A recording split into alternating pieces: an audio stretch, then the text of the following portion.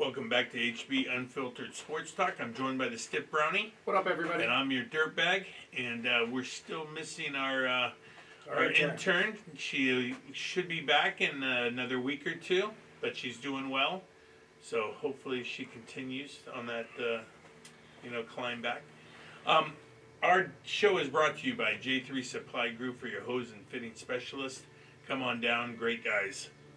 Also, we got to throw a big shout out to Big Rob's Pizza, Joey, OC Boardroom, thanks, Heather, My Place Sports Bar and Grill, Selman Chevrolet. Remember to hit up Larry Beavers and drop Stiffy B or Dirtbag, and you're going to save money on that next vehicle of your choice.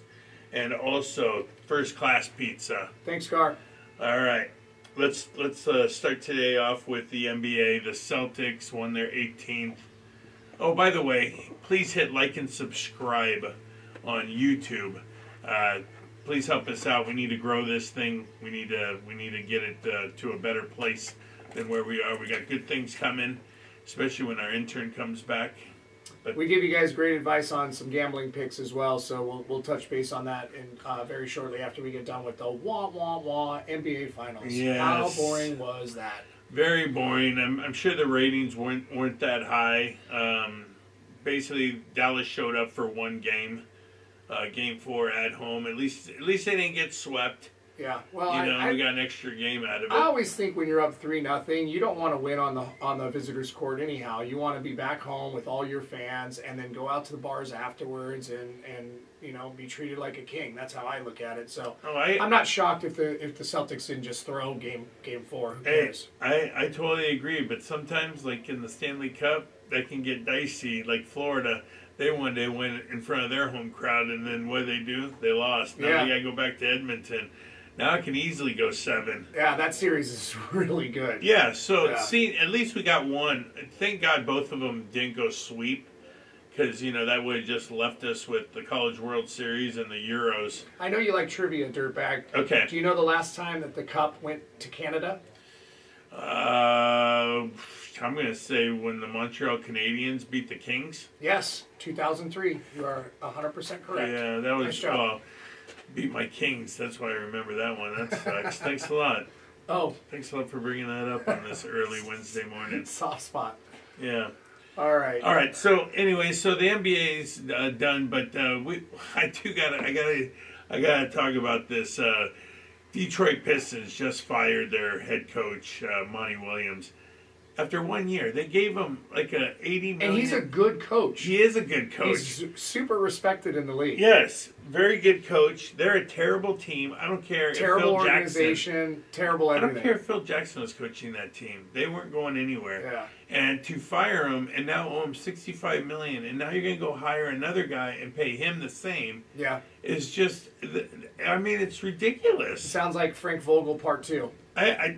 Frank Vogel, the guy's sitting at home on his couch and there's my Laker check. Ooh, there's my son's check. He's another coach that's super well respected. Yes.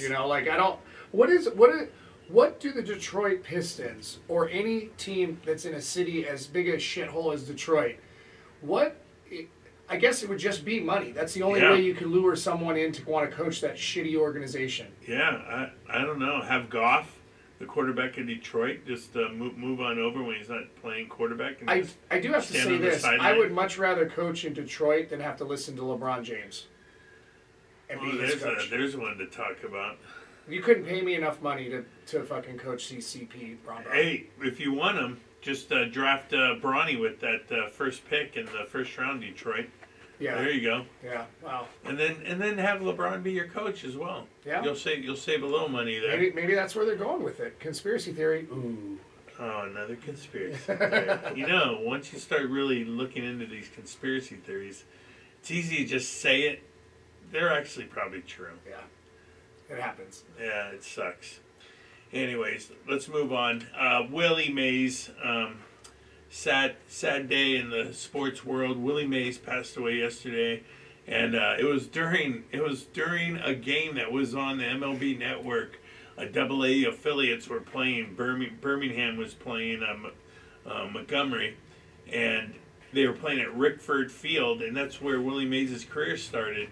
it says Willie Mays Pavilion. It's Willie Mays this, Willie Mays that, and here they are honoring him, and he passes away during the actual first game of this series for this week. You know, everything happens in threes, and I hope there's no more of these legends passing away. But rest in peace, Bill Walton, Jerry West, Willie Mays. Yes. I hope that's the end of that. But you know, we talked about it a little bit on our 2-minute rant earlier. It doesn't make any sense to me why they wait. And the only reason I bring this up is because we obviously know how many accolades Willie Mays has, but he was going to get another bunch of accolades this weekend in San Francisco, like on Sunday. Right. And I'm not sure who the Giants are playing, but they're at home and they were going to honor him again. Why do they wait so long? Wait for their health to diminish, and then, we got to speed up and do this. Well, it doesn't make any sense to me. These writers, first off, they're fucking writers, and they don't know their ass from a hole in the ground. But they save their vote and make a guy wait to get in because they wanna like for instance, like Michael Jordan. Yeah. 100. If you have 100 votes, 100 votes should be on Michael Jordan. Yes. Why are we even voting on that guy? Yeah. He's in. Derek Jeter, he's in. Yeah. Like these guys, these superstars that changed the game, they're in. Yes. Why are you making like the whole Ohtani thing? Why isn't Pete Rose eligible again for the Hall of Fame? Why is Barry Bonds not in the Hall of Fame? Like these guys Roger Clemens changed the game yes. for the better. Yes. And like Mark McGwire, Sammy Sosa, that they were coming off of a strike year. They had lost 50% of their fan base, and that home run, not home run derby, but the home run like chase. Yes, in '97. I remember I'd be watching I'd be watching some other sport, and they would literally pan over or make a smaller split screen of the at bat for Sammy Sosa or Mark McGwire. Those guys need to be in the Hall of Fame. It should not even be a situation where you allow some nerd that has never played a sport in his life to determine whether or not that person should be in the Hall of Fame. Listen, Barry Bonds should be in the Hall of Fame. I know every single sports writer absolutely hated the guy. Yes, I hate the guy. I don't care. But he deserves to be in. He's right there with Willie Mays as the greatest players ever to play the game, and they're related, basically. Yeah. So you're going to wait and punish Barry Bonds because he did steroids, but even if he hadn't done steroids, his career prior to the steroids was phenomenal. It was a Hall of Fame career right there. You know what? Those guys actually saved baseball because people would just think back in '94 after they didn't play. It should have been Montreal Expos playing the Seattle Mariners in the World Series, and it didn't happen. They called it off, and people said, "Hey, these owners make too much money. These players make too much money," and the fans fuck you. I'm not paying all this money anymore to go see this shit. And they basically boycotted games. In 1995, 96, nobody was going to these games.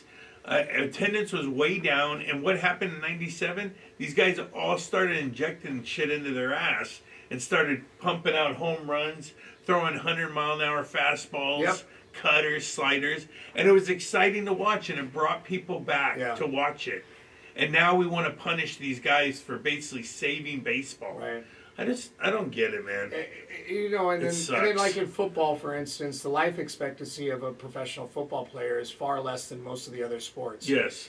These guys should be in the Hall of Fame. I don't know half of them. I mean, I don't know any of them. Right. But why are you only electing 6? So that next year when the guy passes away, then you can put him in, but he can't give his speech. It makes zero sense to me. Like, you know what? Spend 2 days, elect 15 or 20 guys, whatever it is, and do them the credit. I mean, they served a purpose. They brought entertainment to the TV. They're ridden like donkeys in that league specifically. But it's playing every day. Yeah, it just doesn't. Having to get their body up for another game, 162 game grueling schedule. I totally agree with you, and I think the reason that they did the 5 was, back when they had like 12 or 14 teams, and they made those rules that we only want 5 in. We want the 5 best every year. We don't want any more than that because we want it to be an exclusive club. Sure. Well, now we got 32 teams, and there's a lot more players out there that are great. So they should increase it to at least double. Yeah. They should double it to 10 or 12. And you know who should be really the ones that are electing these guys in? The guys that are already in. Yes. Not these sportscasters and writers that have never fucking picked up a ball in their entire life and are just a bunch of squares. Just a bunch of nerds. Hell, why don't you just, on a piece of paper, if a guy meets a certain criteria, and every guy before him that has the same exact stats is in the hall, he gets in the hall. Yeah, I agree with you. How simple is that? We could go on and on for hours on this, all right. that's for sure. We're moving on. We're moving on to, of all things, the WNBA. And why is the cash cow being treated like a dog? Caitlin Clark is being treated by her peers.